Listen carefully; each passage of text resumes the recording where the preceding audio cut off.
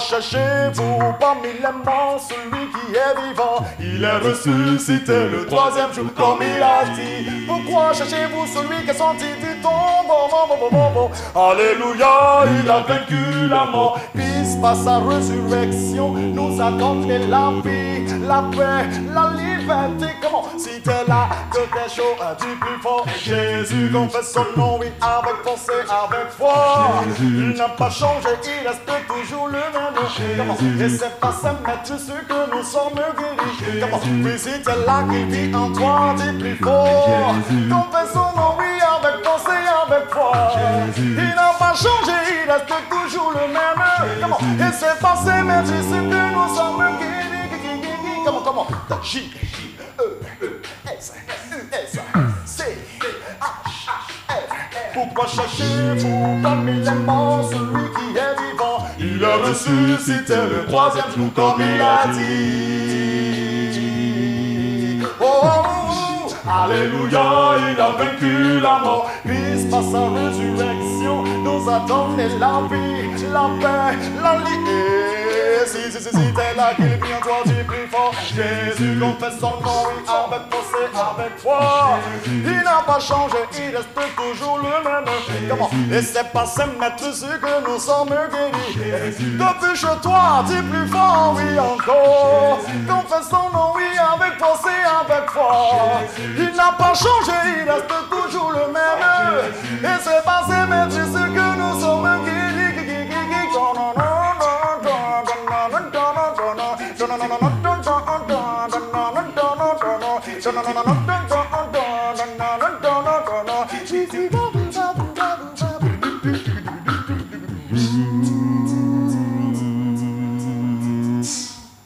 Ressuscité. Gloria à Dieu.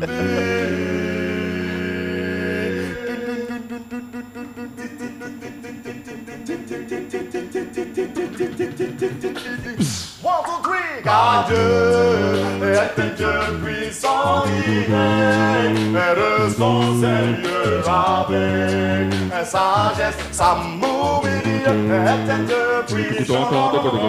Car Dieu est un Dieu puissant, il est de son Seigneur avec sagesse, amour, il est un Dieu puissant. Come on. J, E, S, U, S, C, H, L, U, S, T. Wow, Ressuscité, c'était à l'instant le titre issu du riche répertoire à 3 albums du groupe Heaven Singer. Ce sont des princes de la capella gospel ivoirien pour vous célébrer, mesdames et messieurs, à la maison, d'où que vous nous suiviez.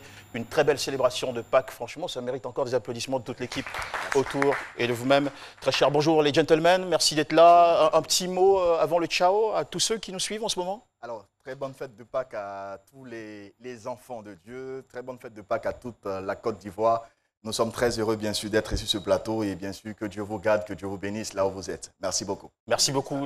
Merci pour toutes ces grâces, pour toutes ces faveurs. On vous souhaite énormément de bonheur. Amen. Et on se retrouve prochainement pour continuer à danser sur ces petits airs. Voilà. Allez, au revoir et encore une fois, très très belle fête. Ça fait plaisir.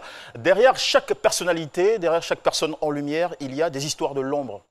Le parcours de l'anonymat. Aujourd'hui lundi, c'est un visage reconnaissable du christianisme d'inspiration évangélique qui se confie sur le plateau de C'est Midi. Le Covid-19 s'invitera également dans l'actualité autour de cette table en compagnie de nos très chers collaborateurs Jessica Bamba, mon cher Alexandre Branger et tous ceux qui vont suivre, donc Paulus Agathon et Dr Philo qui va nous rejoindre. C'est Midi sur RT1, bonjour et bienvenue à tous. Mesdames et messieurs, l'invité en quelques mots, choisi, élu par Espérance Kwaku. C'est Midi reçoit aujourd'hui un révérend. Notre invité du jour se nomme Wilfried Zahui. Il est âgé de 31 ans, marié et père de 2 enfants. Il est également titulaire d'un Master 2 en génie logiciel et d'une licence en théologie. C'est à l'âge de 17 ans, après l'obtention de son bac, qu'il reçoit l'appel pour exercer dans le ministère du Christ. Il intègre de ce fait un mouvement religieux nommé Génération Nouvelle des élus du Saint-Esprit. Il a 14 ans au service de Dieu et est également un homme d'affaires. Cependant, comment arrive-t-il à concilier la religion et le business? Découvrons son histoire avec Jean-Michel Honnet. Voilà, merci de nous rejoindre en direct dans cette émission, mesdames et messieurs. C'est midi, l'émission qui raconte vos histoires. Toutes vos histoires et celle d'aujourd'hui vous passionnera de bout en bout. Notre invité est là. Il suit bien sûr les principes, les gestes barrières en se lavant correctement les mains. Il va nous rejoindre forcément sous la musique thématique de cette émission pour le bel accueil, la Kouaba. Bonjour Jessica. Bonjour, bonjour. Ça va bien? Ça va et vous? Alexandre Ranger, bonjour. Bonjour Révérend Zahui et merci de nous rejoindre en plateau dans cette émission C'est midi. Welcome à vous. Merci. Comment allez-vous? La fête de Pâques, ça se passe super bien? Bien, par la grâce. Allez. Vous savez, la Pâques, on la vit, on la célèbre de façon très spéciale cette année. Actualité Covid-19 oblige. Donc ça nous manque un peu quand même la Pâques à la traditionnelle, vous savez. Donc on a tout de même tenu à inviter un artiste très authentique qui vient des régions ou de la région de Côte d'Ivoire. Vous allez le découvrir, je suis sûr que vous allez l'aimer tout de suite. Sans plus attendre, voici Kwaku, enfin je ne sais plus. Kwaku Kwasi Philo. Le thème du jour, selon Dr Philo. Vous n'avez applaudi pour moi. On va Corona, Corona, Corona, Corona, Corona, Corona, Corona,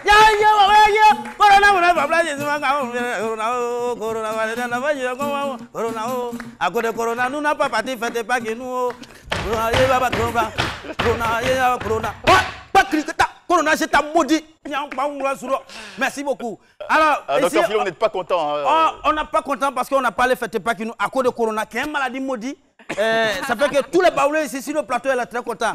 Ça c'est Blofier, c'est baoulé. Jean-Michel Wognon, c'est baoulé. Jessica Alangba, c'est baoulé. Voilà. Ça, nous, on ne va pas oublier cette année-là. D'accord, Révérend Zahui avec vous.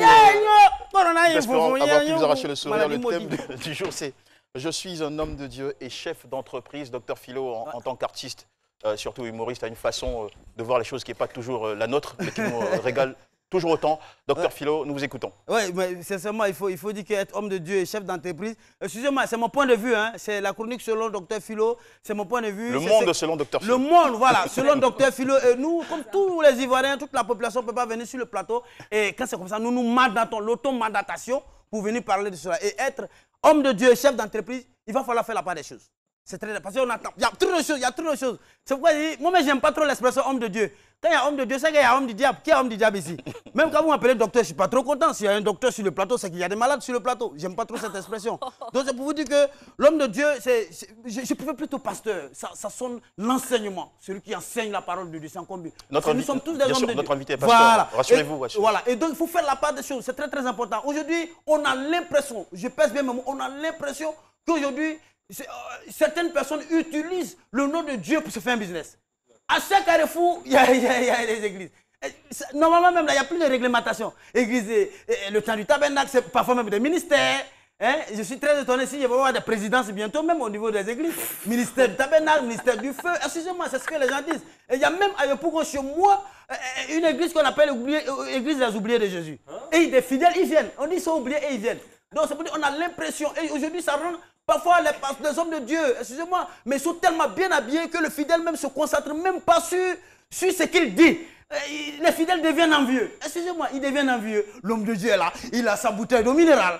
Le peuple est là, lui il est bien habillé et on lui dit de cotiser. Et heureusement que vous êtes sur le plateau, vous claircissez les choses. Parce que moi je suis parfois perdu. Et parfois même on demande à ce que même on cotise pour le fonds de commerce des mamans pasteurs. Pourquoi? Pourquoi? C'est des questions. Heureusement que vous êtes là. Hein. Excusez-moi, c'est ce que les gens disent. Sinon, moi-même, là, c'est que, comme de Dieu, ils sont bien. C'est ce que les gens disent. Et donc, vous êtes bien situés. Et moi, je souhaiterais même que, même parfois, même dans vos prêches, dans les différentes églises, c'est vrai que vous apportez la parole de Dieu, mais enseignez aussi, emmenez, incitez les fidèles à l'entrepreneuriat. Comme ça va éviter les gens d'être envieux. Donc, franchement, il faut savoir faire la page de choses, c'est le plus important.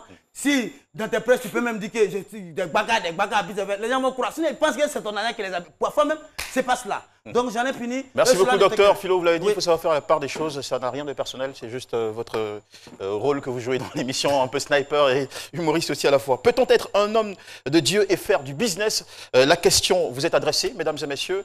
Chris Paterna-Sémion, c'est votre question.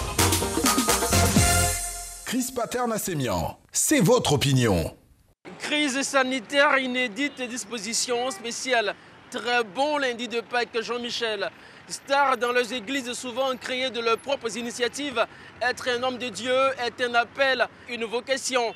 En faisant l'œuvre de Dieu, certains se découvrent une autre vocation, celle de devenir un patron d'entreprise. Peut-on être un homme de Dieu et faire du business? Votre opinion nous intéresse. Quand tu fais le business, tu n'as pas assez de temps pour prier, tu n'as pas assez de temps pour te consacrer, pour prier pour tes fidèles. Tout ça là, on ne va pas partir au royaume des cieux avec ça. Ta grosse voiture, tu prospères. Maintenant, comment tu l'as? Ça, c'est avec toi, c'est toi et ton Dieu. Aujourd'hui, nous assistons à beaucoup de paramètres dans la société, les hommes de Dieu notamment, il y a d'autres qui sont dans le business, il y a d'autres aussi qui sont vraiment loin, ils utilisent seulement que la Bible. Mais moi, pour ma part, je pense bien que les deux ne sont pas vraiment associables. Soit on est homme de Dieu ou on est homme de business. Non, un homme de Dieu ne peut pas faire le business. Il a besoin de vivre, soit il suit la religion, soit c'est pas la peine. C'est moi, ça ne me sied pas quoi, de voir les hommes de Dieu dans ces états-là, avec des montres, ils font les affaires, ils sont dans les business. Franchement, moi, ça ne me sied pas du tout. Parce que je trouve qu'un homme de Dieu, il doit être consacré totalement à Dieu. Mais un homme de Dieu qui porte des bijoux, qui fait des business, en tout cas, moi ça ne me sied pas. Et selon le théologien américain James Gordon, le business glorifie Dieu quand ceux qui le gèrent imitent le caractère de Dieu et sa création. À vous le studio, Jean-Michel. Merci beaucoup, Chris Paternassemian. Je suis un homme de Dieu et chef d'entreprise. C'est le thème de cette émission que nous allons éplucher en compagnie du révérend Wilfried Zahui. Merci encore une fois, cher révérend, d'être avec nous. L'histoire d'un croyant ou d'un pasteur a toujours deux phases. Cette période d'avant-conversion et celle d'après qui est beaucoup plus lumineuse. Alors, en ce qui me concerne, quels sont les épisodes qui caractérisent ou qui décrivent au mieux l'étape d'avant-conversion? L'étape d'avant-conversion, déjà, il faudrait dire que je suis né d'une famille recomposée, voilà, d'un père Bété, d'une mère Atier, mon défunt père, M. Zahui André, que je salue. Et il faudrait dire ensuite que je viens d'une famille chrétienne, catholique à la base. Nous avons reçu une éducation chrétienne de notre père. Et très vite, à partir du secondaire, à partir de la classe du 5e, j'ai commencé à fréquenter certaines personnes peu recommandables. Vous convenez avec moi? Quand vous dites certaines personnes peu recommandables, vous parlez de vos copains Oui, je parle des amis de classe et même des amis en dehors même de l'école. Voilà, qui m'ont fait virer, voilà, du côté négatif de la barque. Et vous allez comprendre avec moi que j'ai été attiré par certains vices. Vous savez qu'au lycée, c'est la porte d'ouverture de beaucoup de choses. Et si on y prend garde, on peut manquer tout un avenir glorieux. Et quels étaient les appâts de cette époque-là pour vous? Déjà, 5e, 4e, 3e, il y avait l'alcool, il y avait la cigarette, il y avait les femmes. Il faudrait dire que ceux qui ont été au lycée savent bien c'est quoi la vie du lycée.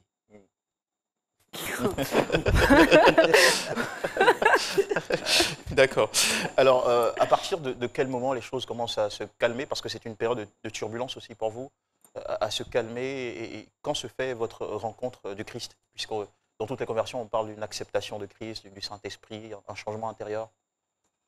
Déjà, je n'emploierai pas le mot rencontre du Christ, parce qu'à partir de l'âge de 10 ans, j'ai eu mon sacrement de baptême. Et vous allez comprendre avec moi que je parle plutôt de réconciliation. Parce que, étant d'une famille chrétienne, j'ai eu cette éducation-là. Et avec les fréquentations, je me suis un tant soit peu éloigné. Et à partir de la seconde primaire, c'est là qu'il m'est revenu de revenir vers le Seigneur par plusieurs exhortations, par plusieurs interpellations, notamment de frères en Christ, notamment de personnes qui me tenaient vraiment à cœur.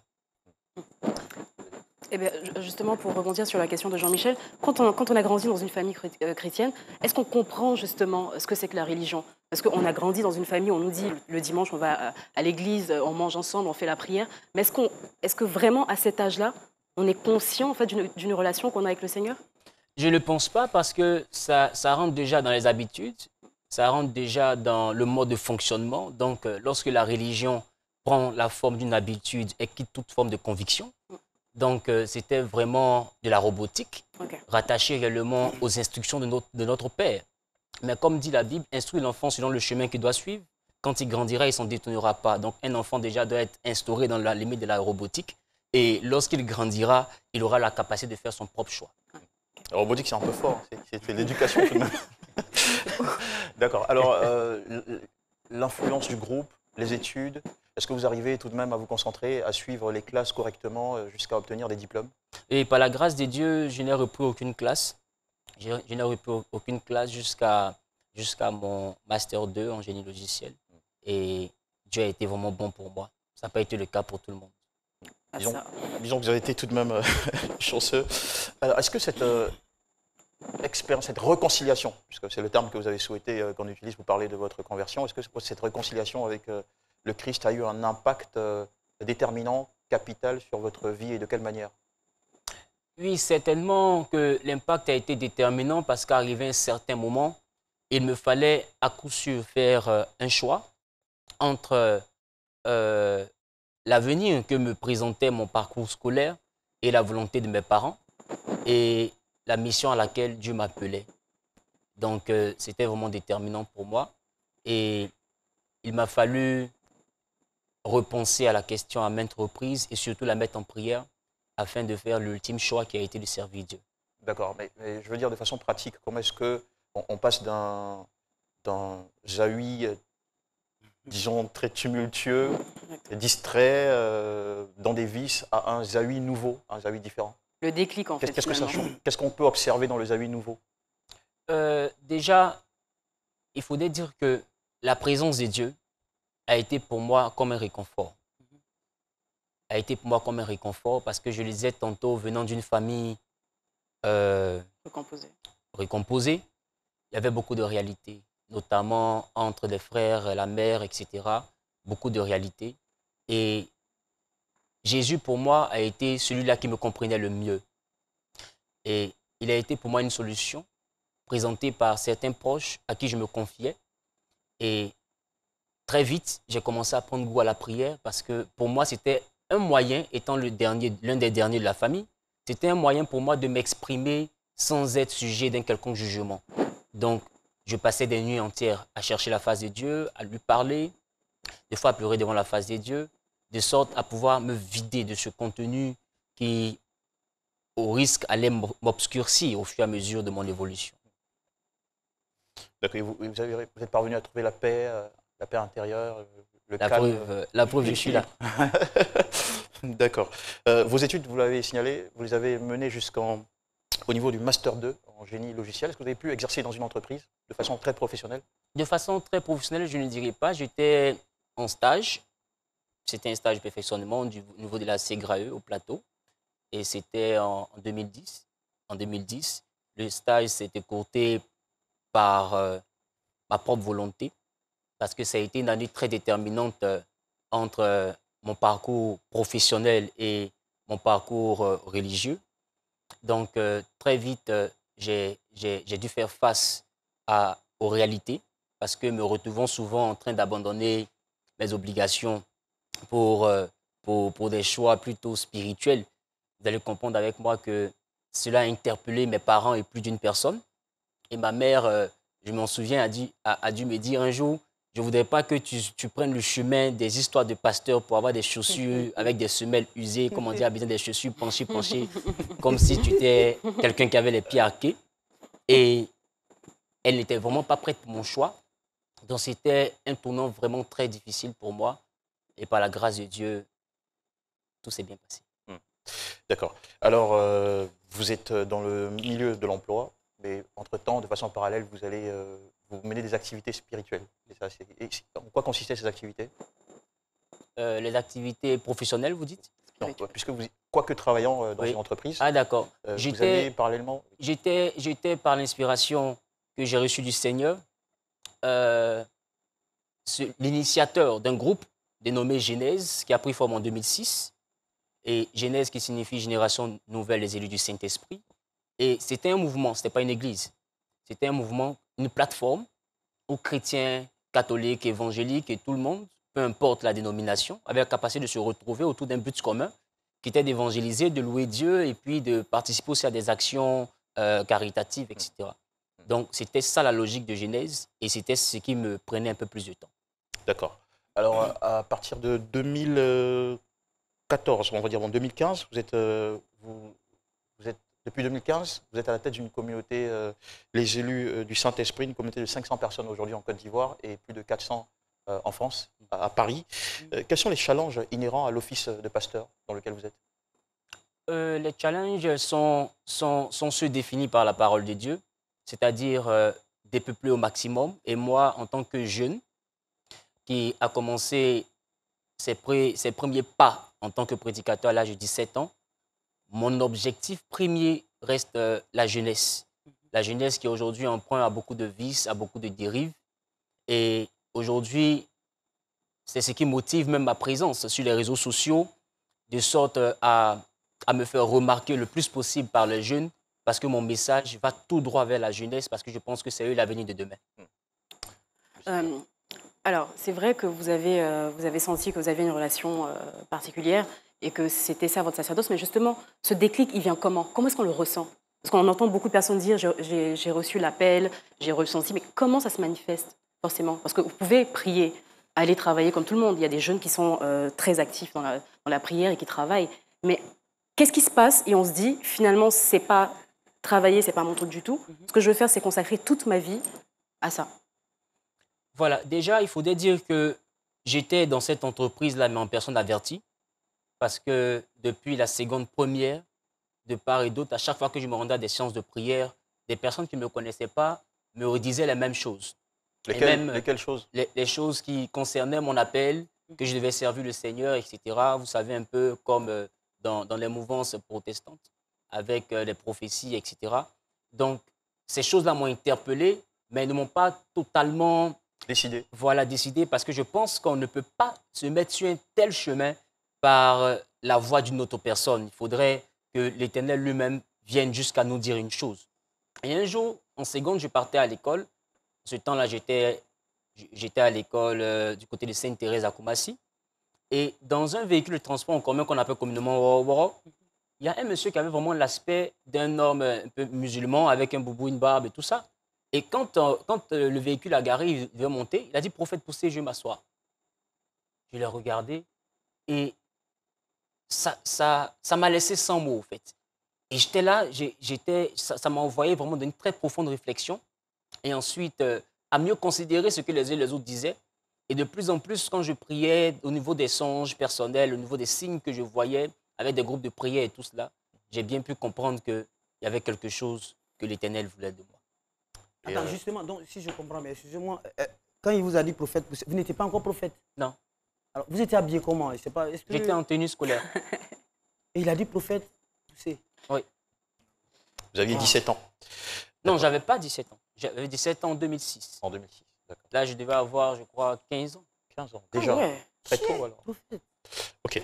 Alors, allez-y. Pour devenir pasteur ou révérend en Côte d'Ivoire, il faut une autorisation. Tout le monde peut savoir pour dire, bon, je deviens révérend ou pasteur. Parce que vous pouvez avoir beaucoup de charlatans. Je pense, pour ma part, pour répondre à votre question, que le ministère ne peut pas être l'objet d'une validation humaine. Parce que c'est déjà un office divin. Donc, pour devenir pasteur déjà, il faudrait être mandaté par Dieu et non pas une quelconque école. On peut aller à l'école sans avoir la force divine qui nous accompagne. Donc déjà, ce n'est pas quelque chose que l'État peut réglementer. Seul Dieu peut réglementer. Ce que l'État peut réglementer, par contre, c'est l'anarchie dans le milieu religieux.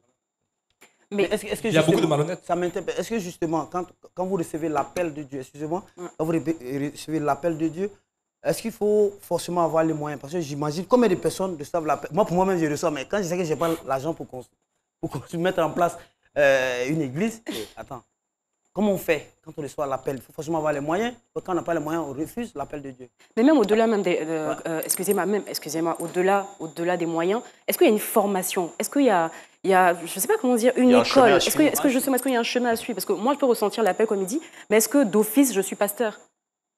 Non. D'accord. Alors on va mettre toutes ces questions ensemble, vous allez les garder, préparer les réponses. Et on reviendra, mesdames et messieurs, juste après la page commerciale sur RTI. A tout de suite. Midi, l'émission qui raconte vos histoires, toutes vos histoires. Nous sommes de retour pour la seconde partie de cette émission, toujours en plateau avec notre invité, le révérend Wilfried Zahui, qui nous raconte son histoire, son appel et surtout sa vie d'homme de Dieu et d'homme d'affaires. Révérend Zahui, bien avant la pause publicitaire, la question lancée, c'était une fois l'appel reçu, quel est l'itinéraire à suivre? Ça a été quoi dans votre cas et puis de façon générale la consigne? Déjà, je pense pour ma part que lorsqu'on reçoit l'appel, il ne s'agit pas dans un premier temps de chercher un financement. Loin de là. Lorsqu'on reçoit l'appel, déjà, il est question d'avoir un encadrement. D'où l'adage qui dit celui qui n'a pas de père n'a pas de repère, celui qui n'a pas de repère se perd.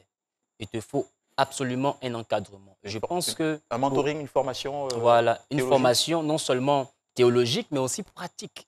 Parce que vous allez comprendre avec moi que les réalités dans l'œuvre de Dieu ne peuvent pas être totalement étudiées et développées dans un cours théologique. Donc, il faut réellement un encadrement qui est un peu comme un stage. Il faut les deux à la fois. Voilà, il faut les deux pour éviter un peu les déviations que... D'en parler, Alexandre Branger. Voilà. Et dans votre cas, qu'est-ce que vous avez fait une fois l'appel reçu? Une fois l'appel reçu, j'étais déjà dans une église. J'appartenais déjà à une assemblée. Et il faudrait dire que j'ai intégré le groupe de l'évangélisation. Nous avons commencé avec les responsables à évangéliser, à être instruits en ce qui concerne la parole de Dieu, à recevoir des cours, à recevoir la formation même pratique, à nous apprendre à nous tenir devant un public, devant le peuple, apprendre à nous exprimer qu'est-ce qu'il faut faire, qu'est-ce qu'il ne faut pas faire, nous apprendre l'éthique du métier, parce que c'est vrai, c'est un office divin, mais c'est aussi un métier. Donc, ça s'apprend. Et sans encadrement, on tombe dans l'improvisation et c'est souvent emprunt à beaucoup de dérives. Tout à fait. Alors, on va maintenant aborder l'aspect... il y a tellement de questions qu'on veut vous poser, mais le temps ne suffira pas de le faire. L'aspect businessman, homme d'affaires. Alors, c'est en 2014, c'est-à-dire bien avant l'ouverture de votre église, en 2015, que vous êtes lancé dans les affaires en ouvrant votre société, une société qui fait dans la sécurité à domicile et un peu plus large que ça en entreprise également. Vous avez investi dans d'autres domaines, dont l'immobilier. On en parlera. Alors, est-ce que vous êtes rentré dans les affaires parce que vous vouliez, je me demande si c'était en calcul, est-ce que vous avez dit, pour éviter le stress financier qu'impose peut-être l'office de pasteur, il fallait commencer les affaires pour être plus libre? Ou, je veux dire, pourquoi vous êtes, sachant que vous aviez un appel à servir Dieu, pourquoi vous êtes jeté tout de même dans les affaires? Déjà, il faudrait dire que mon but n'a jamais été de laisser le domaine professionnel, mais les contraintes face auxquelles je faisais face, face auxquelles j'étais plutôt au niveau de l'entreprise, qui était la CGRAE, m'empêchaient de pouvoir m'exprimer dans mon ministère. Donc, quand j'ai décidé de laisser ce volet-là pour l'œuvre de Dieu, ce n'était pas dans le but de ne rien trouver à faire, mais c'est dans le but d'ouvrir ma propre structure qui me permettrait d'avoir mon temps à moi, de pouvoir le gérer moi-même, sans l'avis de qui que ce soit, de sorte à pouvoir, avec mon calendrier, pouvoir joindre l'œuvre de Dieu à mon office. Mais est-ce que c'est compatible, selon les Saintes Écritures, en tant que pasteur, de faire aussi des affaires à côté? Est-ce que finalement, ce n'est pas une demi-consécration, un cœur partagé entre les choses de ce siècle et, si l'expression peut m'être permise, et les choses de Dieu? Vous allez comprendre avec moi que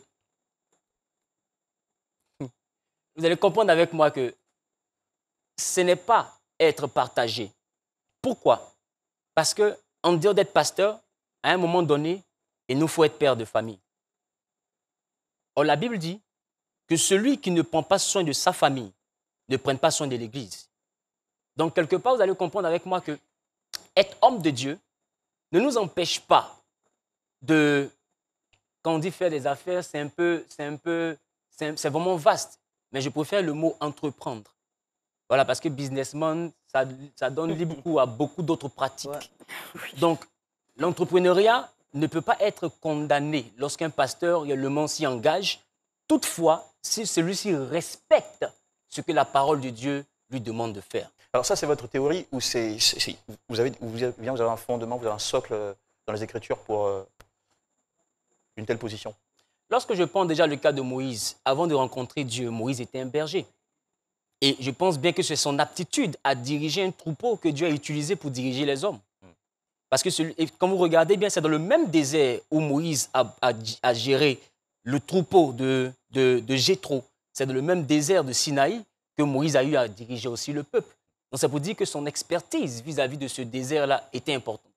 Quand on prend le cas de Pierre, Pierre était un pêcheur. Et plus tard, Jésus devait payer l'impôt. Il dit à Pierre de prendre son hameçon qui est dans sa poche. Quelqu'un qui est censé avoir abandonné sa vie de pêcheur, c'est-à-dire sa vie professionnelle pour s'adonner totalement à l'œuvre de Dieu. Qu'est-ce que son hameçon fait dans sa poche, sachant que l'hameçon n'a rien de biblique? Et en plus, Jésus même l'interpelle pour lui dire, prends l'hameçon, va pêcher. Le premier poisson que tu retires de ton expertise de pêcheur, tu retireras l'argent à l'intérieur pour venir régler ce qui nous concerne. Mais après dans cet épisode-là, Pierre ne retourne plus à ses filets. Exactement. Il continue de façon, je veux dire, 100% son œuvre d'évangéliste, de gagneur d'âme. C'est ça. Mais regardez. Et Moïse non plus ne revient pas à ses moutons, enfin à ses brebis. Regardez. Il se donne complètement aussi au peuple. Allons-y simplement comprendre une chose. Lorsque je prends le cas de figure de Pierre, ce monsieur, c'est vrai qu'il n'est plus pêcheur officiellement. Un pêcheur, voilà, de poissons, mais il devient pêcheur d'hommes, selon ce que Jésus lui dit. Mais plus tard, quand Jésus part, on rencontre un Pierre qui retourne où? Qui retourne à la pêche, qui est sa profession. Quelqu'un peut dire c'est une déviation. Je ne développe pas sous cet angle, mais je développe plutôt l'angle où Jésus arrive et il rencontre Pierre en train de faire autre chose que son œuvre. Et Jésus lui demande, est-ce que tu m'aimes? Il dit, oui, je t'aime. À 3 reprises, il dit, toi-même, tu le sais. Mais ce que je veux faire comprendre, c'est que Pierre fait une pêche toute la nuit, de laquelle il sort avec un échec lamentable. Pourquoi? Parce que Pierre se retrouve dans son activité, mais sans le Seigneur. À l'heure même où Jésus vient dans son activité, Jésus lui dit, jette du côté droit de la barque ton filet. Et au même moment, lorsque Pierre dit, sur ta parole, je jette mon filet, c'est-à-dire que je joins ta présence à mon office. Il est sorti avec une pêche miraculeuse. Donc cela veut dire que nous devons être capables d'avoir notre activité tout en ne blâmant pas, tout en ne minimisant pas, tout en ne marginalisant pas la présence indéfectible de Dieu. Si on associe les deux, à coup sûr on réussit comme Pierre. D'accord, bon, on va gérer, on va gérer la suite tranquillement. Est-ce que vous arrivez à avoir le temps suffisant pour bien gérer votre ministère, sachant que les affaires, ça demande énormément aussi de supervision, de concentration, de contact, de voyage, de signature de papier, etc. Vous savez tout ça. Il faudrait comprendre déjà que tout est question d'organisation. Vous savez, Dieu a tellement de choses à gérer qu'il trouve encore du temps pour nous.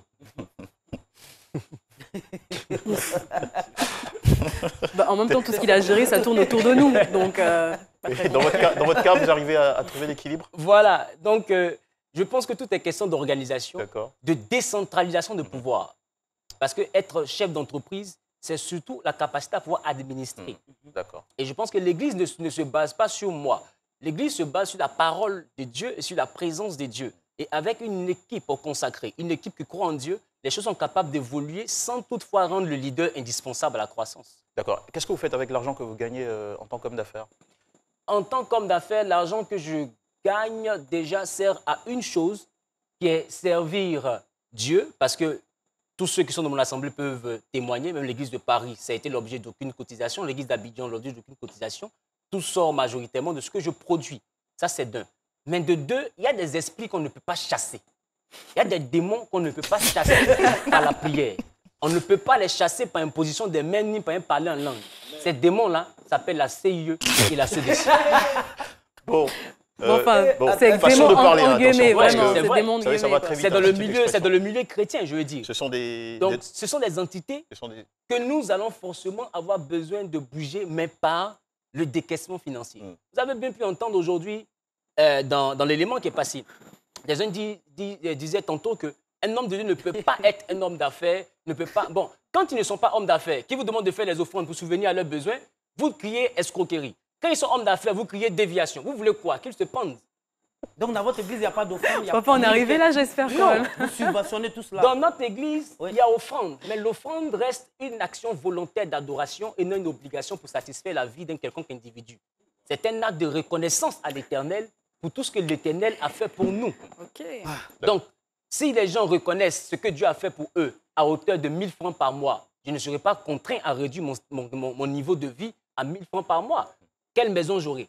Quelle nourriture je mangerai avec mes enfants? Donc, c'est pour éviter de me retrouver pris dans le maillon de comment dirais-je? La dépendance. Voilà, de cette dépendance financière rattachée à la bonne volonté des fidèles. Parce que déjà, il faudrait qu'ils aient cette volonté-là de pouvoir donner de quoi subvenir aux besoins de l'Église et des leaders. En une phrase, qu'est-ce que vous pensez de ceux qui se lancent dans le ministère, comme ça se dit, à plein temps, c'est-à-dire sans activité parallèle? Voilà. C'est un risque? Déjà, je peux dire que nous ne sommes jamais dans le ministère à plein temps. Ah. Tout simplement expliquer. J'explique. Lorsque nous sommes en train de gérer notre famille, nous ne sommes pas en train de prêcher, nous sommes dans le rôle de père. N'est-ce pas? Donc, cela veut dire que lorsque nous gérons notre maison, nous ne sommes pas en train de faire l'œuvre de Dieu pour le peuple, mais nous sommes en train d'assurer l'avenir de notre maison. Et pendant ce temps, nous ne sommes pas dans le ministère, nous sommes en tant que père. Donc, nous avons plusieurs destinées. C'est pourquoi David dit, mes destinées sont entre tes mains. Nous avons la destinée en tant que prophète à laquelle Dieu nous appelle pour son Église. On a la destinée aussi en tant que père pour ne pas échouer dans l'éducation de nos enfants. Donc, ça veut dire que dans le ministère, les parkings sont partagés. Il faut être capable de rendre à César ce qui appartient à César, comme Jésus a dit, et à Dieu ce qui appartient à Dieu. Donc vous recommandez qu'ils fassent tous des affaires, tous les hommes de Dieu? Je ne recommande pas qu'ils fassent tous les affaires, mais je recommande plutôt que chaque homme de Dieu cherche à ne pas se rendre dépendant des offrandes et des dîmes. Okay. D'accord, c'est bien compris. On va retrouver tout de suite Paulus Agathon pour les questions de nos chers internautes. Alors, Jean-Michel, il faut dire que l'ensemble des questions a eu réponse tout à l'heure. J'ai néanmoins le message de Marwan Farhad qui dit je trouve que le business, dedans, il y a souvent des cupidités. Cas pratique, si un de vos employés, par exemple, fait une erreur, disons un détournement du fonds, la Bible enseigne qu'il faut pardonner. Comment allez-vous réagir dans pareil cas? Je ne sais pas si on vous a bien compris. Révérend Zahu, vous avez capté la question? Oui, j'ai bien compris. Ok, allez-y. Pour la réponse. Il a dit comme ça que si jamais il y a un acte de vol dans l'entreprise, la Bible dit de pardonner, donc je devrais pardonner.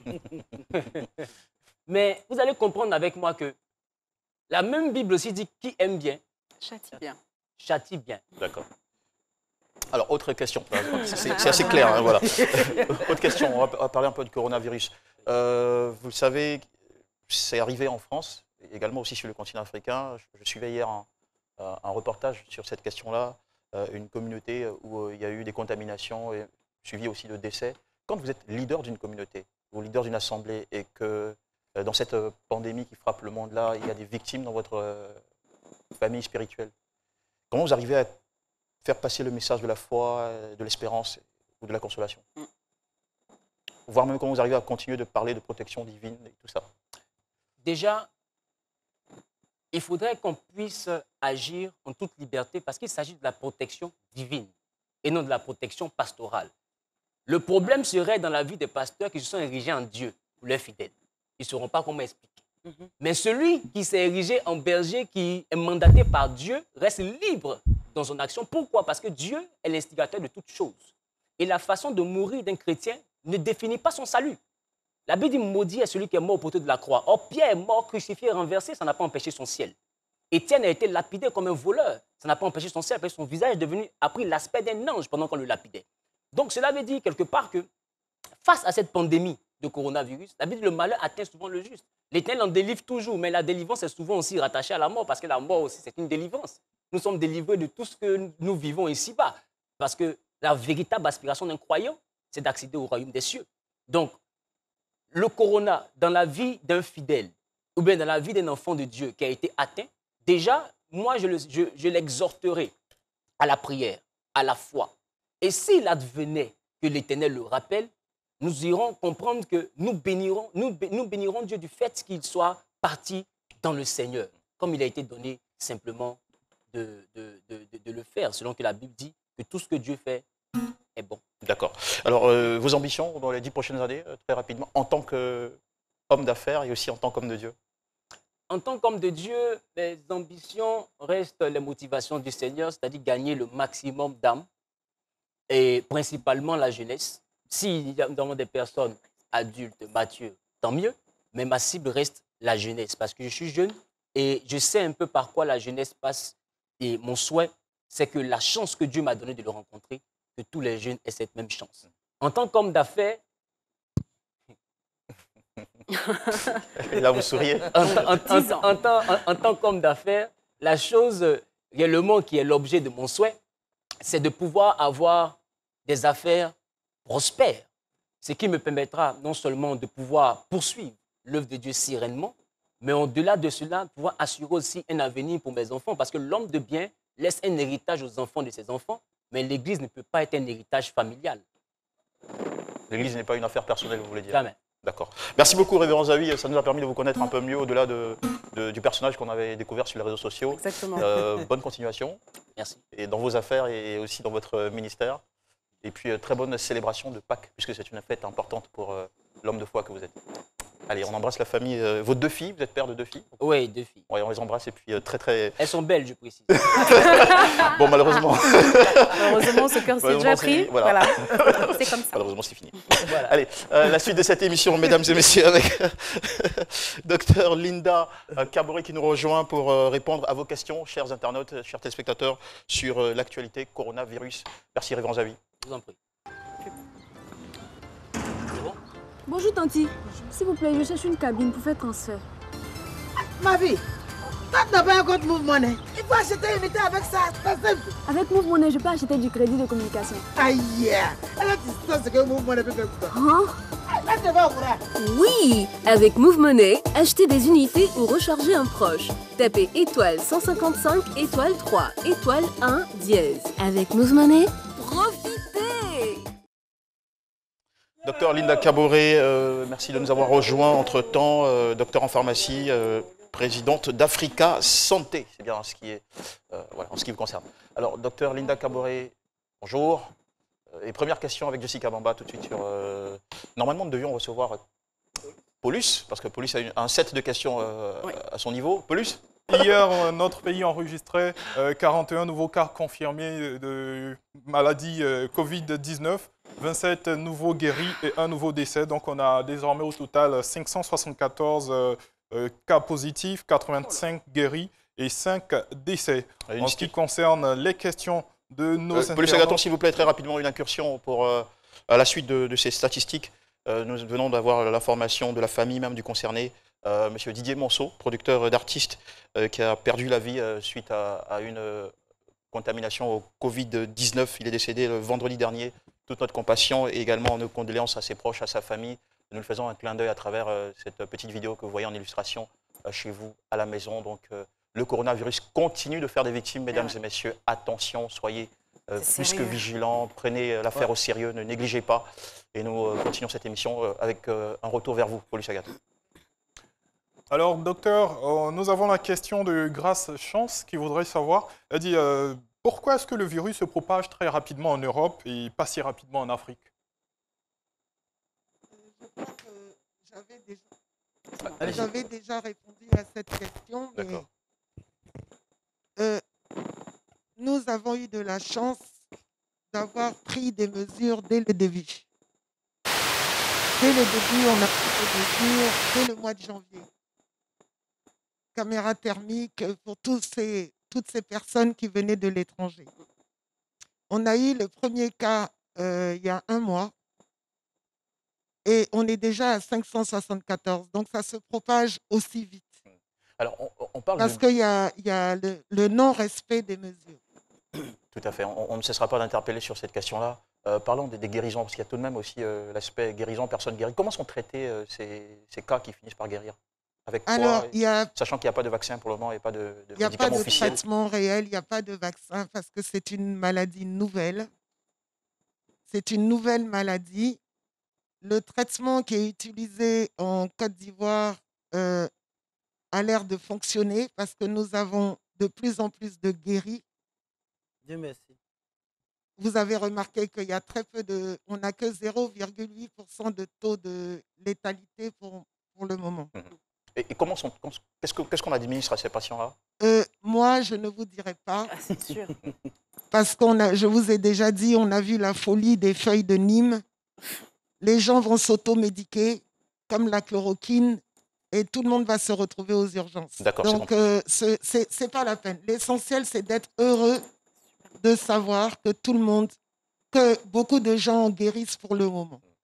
Paulus Agathon, une autre question? Oui, alors docteur, nous avons remarqué que le pourcentage de guéris est un peu faible, on va dire inférieur à 20% en ce moment. Nous avons justement Gigi Segba qui dit On a l'impression que rien n'avance pour les guérisons, mais les cas de contamination grimpent. Qu'est-ce qui explique cela? Alors, il faut savoir que quand on est guéri, d'abord, il faut connaître le temps de contamination. Quelqu'un de contaminé peut ne pas présenter de symptômes pendant 4 jours. 4-5 jours, il est là, il peut vous contaminer, mais lui-même, il n'a aucun symptôme. Les symptômes apparaissent à ce moment-là. Après, on met la quatorzaine, 14 jours de traitement de surveillance, confinement, si le cas n'est pas grave, à respecter. Et on regarde pendant 14 jours s'il y a aggravation ou pas de symptômes. Si au bout de 14 jours, il n'y a plus de symptômes, ça ne veut pas dire que votre corps a suffisamment développé, suffisamment d'anticorps pour vous défendre. Le virus peut être moins virulent, mais il peut être encore présent. Donc, il y a un premier test qui est fait, négatif. Mais un deuxième test doit être fait pour vérifier s'il ne s'est pas réveillé. Donc, 1 mois, les premiers guéris commencent à... Il faut être patient. Ça peut prendre 1 mois. Ok. On vous aura toute la semaine pour assurer nos chers téléspectateurs. C'est une dernière question, pas besoin de développer dessus. Ce sera du oui ou non plus rapidement. Est-ce que des cas de résurgence sont possibles quand on a été déjà traité? C'est ce que je viens de dire. Donc c'est oui. Ça veut dire que tu peux être guéri et retomber, refaire la maladie. Et on doit faire un deuxième test pour vérifier. Ça veut dire que quand on te déclare guéri, tu peux encore contaminer. D'accord, ok. Donc, tu dois porter le masque, laver tes mains et les tiens aussi. D'où l'importance, mesdames et messieurs, de continuer à suivre les gestes barrières et à se protéger. Docteur Linda Caboret, merci beaucoup. Vous reviendrez demain avec autant de plaisir. Nous vous souhaitons une belle célébration de Pâques aussi à tous ceux qui nous regardent à la maison. Profitez bien en famille, avec vos amis, avec votre entourage. Nous vous embrassons. Plein de bénédictions à vous et excellente journée sur RTI1. À demain.